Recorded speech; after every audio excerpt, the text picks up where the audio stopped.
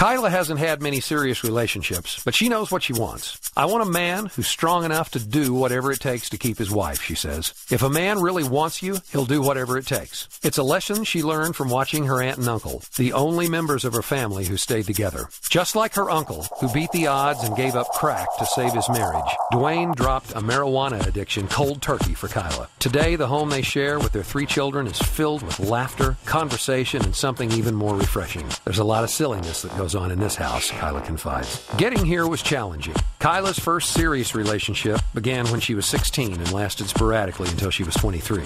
Duane, on the other hand, had been through several relationships and was far more experienced in dealing with different personalities. We'd been hurt by other people, says Keilah, so we had to work to understand where the other person was coming from. I have a 5-year-old from a previous relationship, and Duane has an 8-year-old. There's a lot of things we had to work through. The first thing Duane had to overcome was getting Keilah's attention and her telephone number. The two met at work, and when Duane opened the door for her one day, she sailed by without glancing at him. Not intimidated, Duane tapped her on the shoulder and said, "Hi, you need to see me."